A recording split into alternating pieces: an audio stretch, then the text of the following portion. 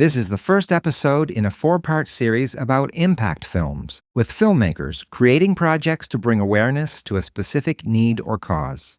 Stories have the power to educate, inspire, and create change. Listen to hear stories and strategies from filmmakers who are making a difference with their films. This is the Faith and Family Filmmakers podcast, helping filmmakers who share a Christian worldview stay in touch, informed, and inspired. Quiet on set. Rolling. Today's host is Geoffrey Whitt.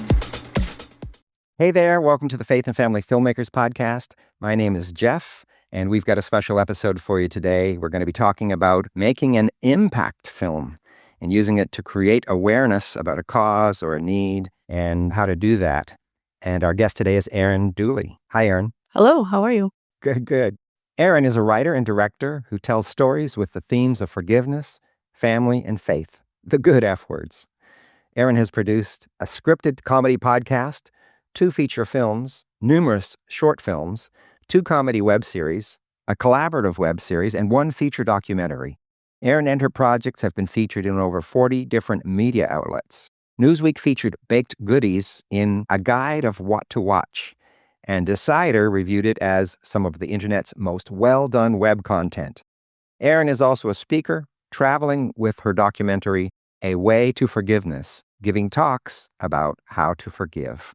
Welcome to the podcast, Erin. Thank you for having me. Good to see you. Yeah. We met actually last year at Content. Jacqueline and I rented a car and shared that rental with a couple of other people. Erin was one of them. So we drove back and forth basically each day from Weatherford to Capernaum Studios. Yeah. So yeah, we did get to know Erin a little bit. But we're going to find out more about her today. And in a few moments, we're going to talk about her short film, Adopting Faith, and a lot of things surrounding that. But first of all, Erin, let's talk about you so people can get to know you. You do a lot of things based on your bio that we just read. How did that start for you? Would you have considered yourself a writer first, or how did that all transpire?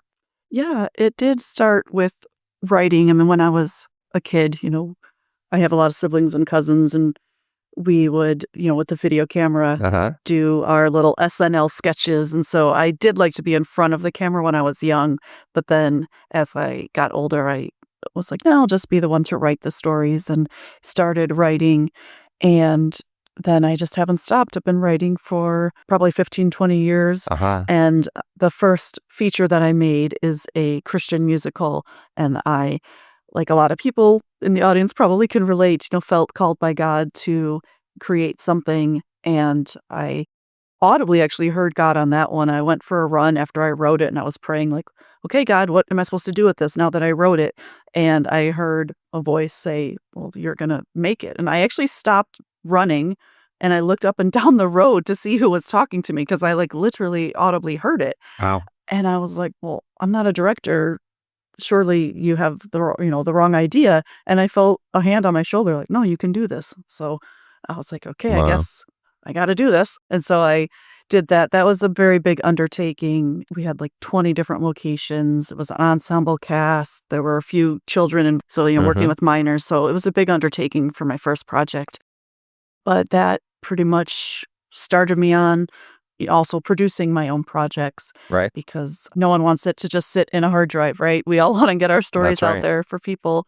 So I've been self-producing a lot of things, and things that obviously are very important to me. I mean, I do also make other things that are just more fun, but a lot of my, as the bio says, faith, family, and forgiveness, the good F words, things that are important to me, and that I think would resonate with people that are like-minded. So a bunch of producing, directing, creating things, and I'm guessing that they are the things that you've written as opposed to being a producer or director of other things for other people. Right. Yeah. When I first moved to LA, I'm originally from Chicago, moved to Los Angeles 10 years ago. I did, just to start meeting people, I went to different networking events. So I did work on a few other people's indie projects in various capacities, just to start to get to know people. But then very quickly, you realize you can either keep working on other people's projects, and that's going to take all of your time, or you can scale back and work on your own. And so I was like, no, I want my own stuff out there. And if I'm going to do all that hard work of producing, then I want it to be my ideas. Yeah, but you would have had a hard time doing it all on your own if you hadn't met people. Right. Yeah. Yeah. You definitely have And to. it's very important It's to necessary. create a network. For sure.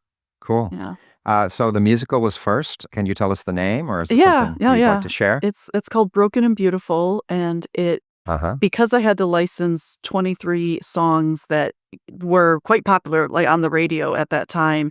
Oh, A lot wow. of CCM artists, like Third Day, 10th Avenue North. I used a number of their songs, and I just strung stories to connect these songs, essentially. Okay. And so because I had to license them, music licensing is expensive. So It is. I only got the rights because DVDs were just, when I finally was able to release it, DVDs were really falling out of favor a lot. And so I just have the DVD rights for a certain number of units. So yeah, people can, if they still have DVD players, you can buy the DVD on my website. That is how you get to see my movie. Okay. And I did 4-wall a bunch of places. I did like a 10-city tour and places that have, strong Christian populations. And I marketed it there. And I did that so at least it could at some point be seen on the big screen. Right. But Okay. yeah. But right now, you don't have the rights to release it on streaming. Correct. Right. Yeah. The rights I'd to have the to song. Okay, renegotiate and pay. And that's cool. not. Well, that sounds really interesting. Yeah. So we're going to give your website at the end, and I'll encourage people to take advantage of that and help Erin by purchasing this DVD. It's the only way she has the ability to sell it right now, and it sounds really interesting. Yeah, thanks. Cool. And so what was next? I did a number of shorts, and then when I moved out here, I walked the Camino de Santiago, if you're familiar with that. It's a religious pilgrimage across northern Spain. And so I am. Okay, great. I'm not very familiar with it, but Well, I you've did heard watch of a it. movie Yeah, about yeah. that. There was a movie about that I watched not too long ago. Okay. The Way with Martin Sheen? Or Yes, that was yeah. it. Yeah, That they was it. really popularized it in the United States. It really to talk about the power of media while walking, because of course people are from all around the world while you're walking this pilgrimage, and people from the States mostly would reference that movie. And then there's I guess a book in South Korea and another movie, I think in Germany. And it was just interesting to see that each country had this one standout piece of media that really educated people and got awareness about this pilgrimage. And that was what a lot of people would cite. But as a filmmaker, so I brought my camera along with me, and I didn't want it to completely get in the way of just my natural experience of why I was going. Right. My marriage was ending, and I was going to try to forgive and to heal. So I wanted to have that experience, but I also was like, but you're going to walk 500 miles. Like, this is a big thing. So you have to film it to just. So 500 miles. Yes. Yeah. Wow. So I walked for 40 days, which I planned, of course, because it's, the biblical significance of that number.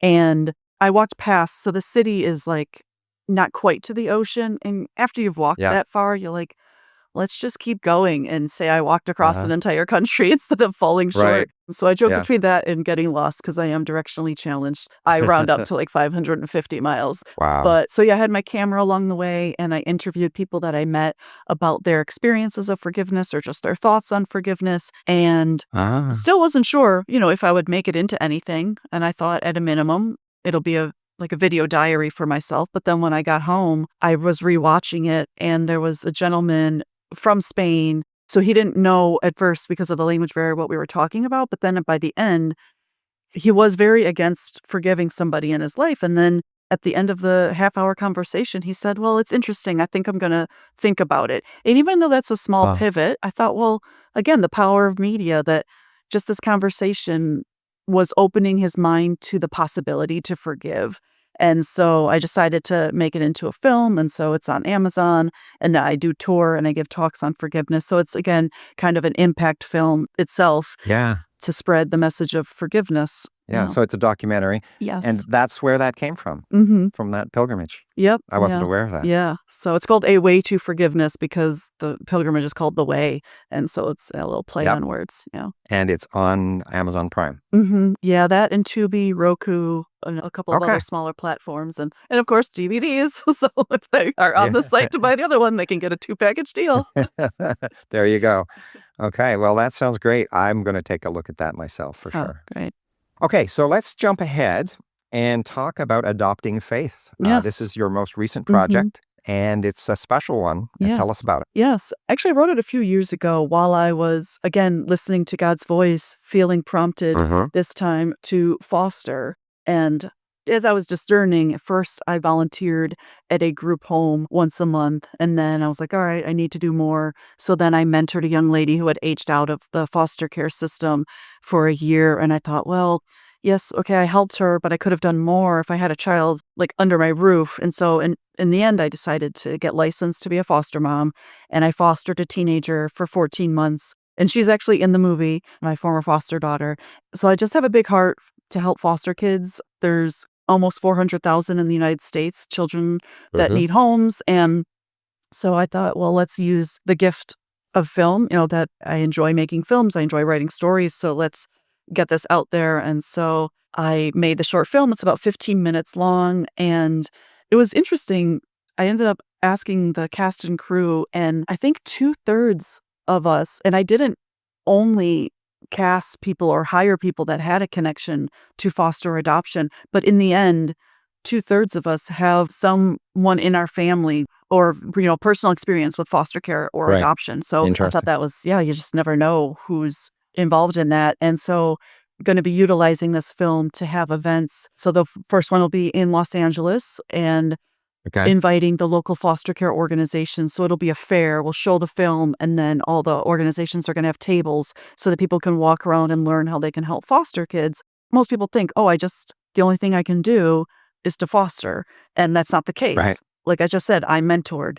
I worked at a group home. Or, you know what? Some people, they don't have a lot of time, but they might have some money that they want to donate. Well, there's a lot of things that foster kids need. And there's some really wonderful organizations that give prom dresses to the foster kids or give suitcases to them because a lot of times they just have their stuff in a bag. So I'm really trying to use this film to make an impact and just spread the message of the need for foster people. Awesome. Let's talk about your approach. How would you have approached this differently from another, let's say a comedy or another of your projects? What about the impact that you were going for affected your filming? I think one is my mindset. I mean, with the short film, of course, very few, if any, are going to be good return on investment. It's more for directors to stand out, to get attention, to move on to that next thing, or maybe it's a proof of concept for a feature. And for me, it was just, just changing my mindset. Like, okay, this is not about any of that. This is really just me trying to give back to the community. And if it's going to open doors for me personally, then would just be some icing on the cake. So I think that is the primary shift that I had to do just as a filmmaker, and to still elevate it. I mean, this is probably going to be my best looking project, honestly. So I just am self-funding it myself because I just have such a heart for kids, and I just didn't want to wait to try to raise funds because everything takes time and effort. If you use Kickstarter or whatever, to have people donate, that's just more time. And I was like, I just want to get this out there. And then as I'm looking to get it out there, then you have different ways. You can do the festival circuit. You could, just put it up on your YouTube. And I'm thinking, how is it going to get into the places where it's going to have the impact? And so I designed these foster fairs.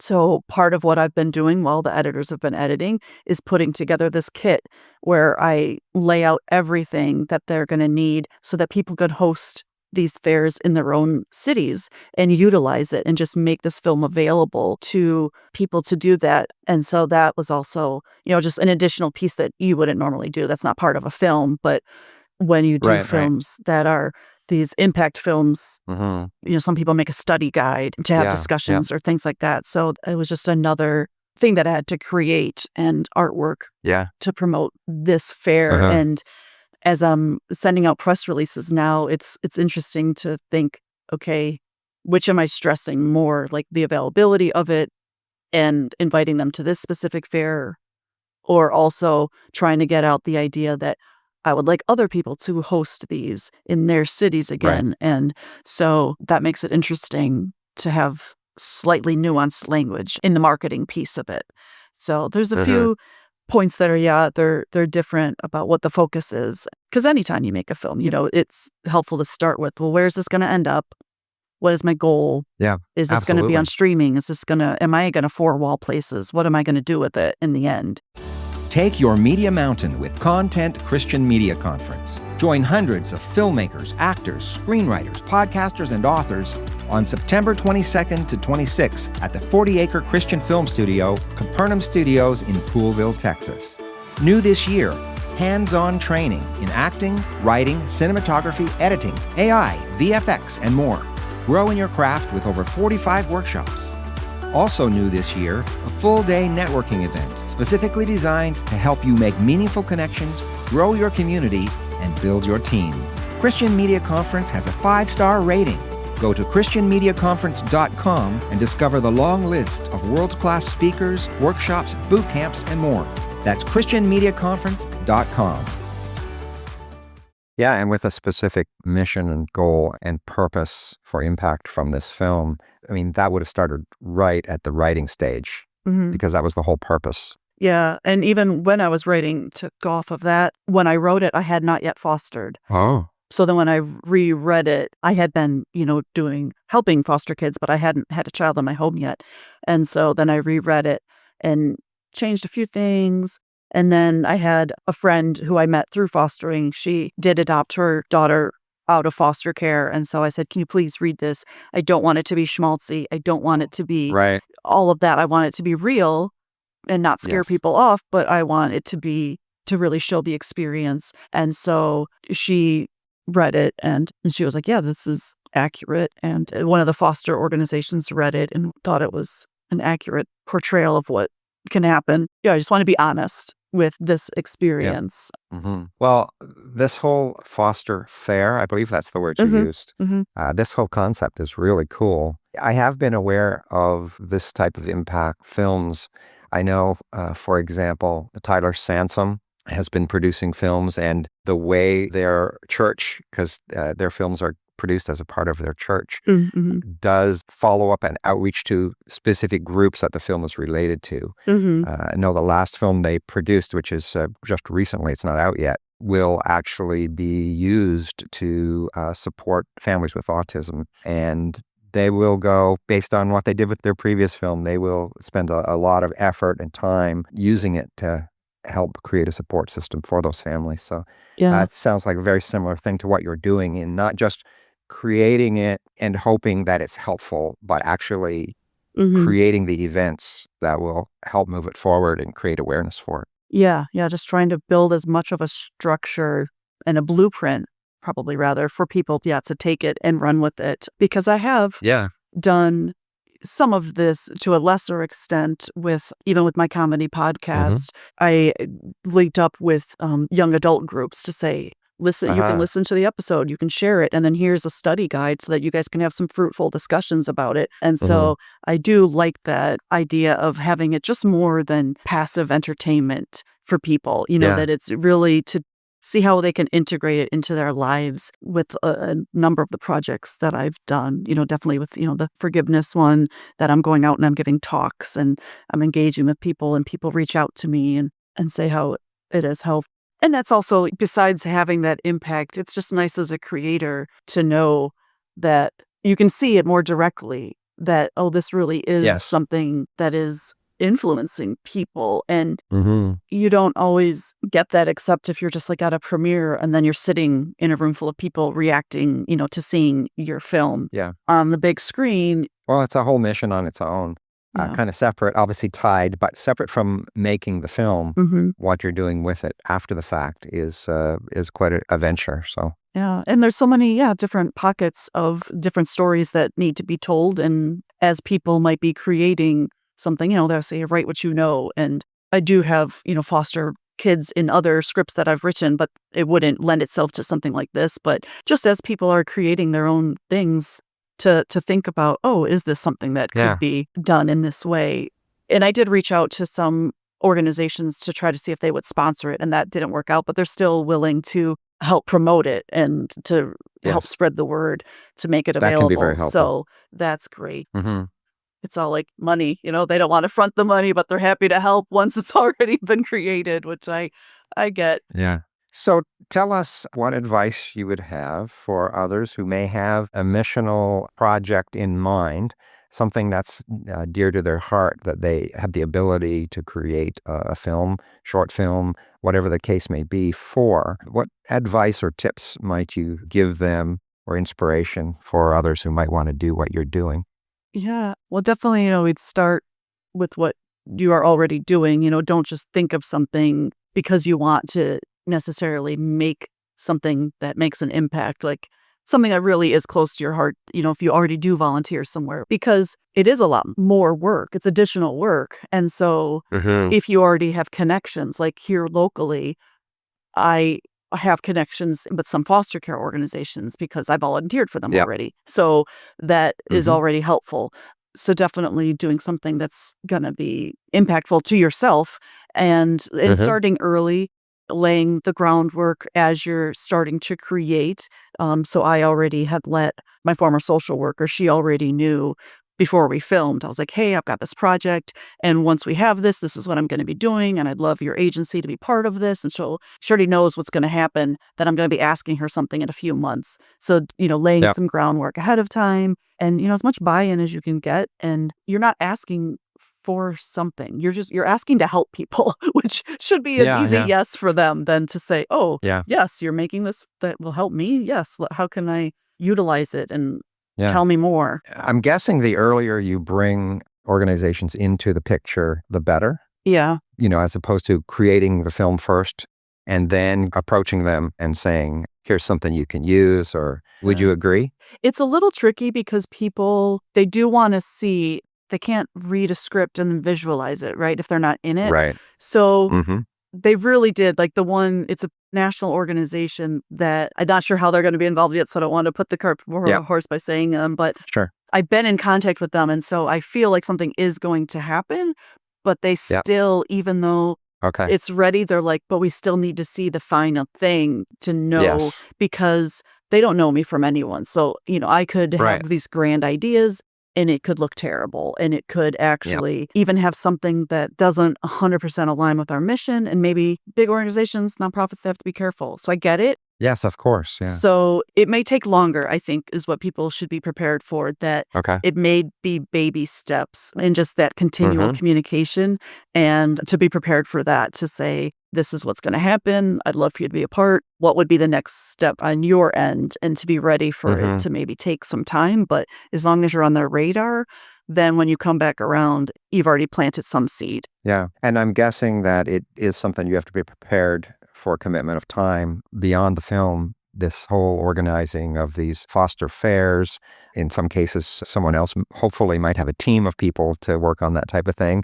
But if you're doing it yourself, there's probably quite a lot of work there. Oh, yeah. I mean, I have my dry erase board next to my desk with, a litany of things that I had to do for this. And I was like, okay, don't just check one off at a time to prepare for this. This is its own separate to-do list than the film. But thankfully, because I have a team working on the film, I've edited a lot of my own stuff, and having somebody else to edit this has been very wonderful, so that I can shift gears and be working on the fairs while that's happening. So both things are happening at once. So to go back to a suggestion for people, to definitely get as many people involved as you can, afford to do, because many hands make light work. And even if they just take everything else besides this impact piece from you, that was enough to help you to free your time. Yeah. Well, this is really an amazing thing that you're doing. I want to commend you on that. Thank you. I know this short film is in post-production right now. So when you have somewhere available that we can direct people to watch it, make sure you contact me and give me that information, and we'll put it in the show notes. Okay.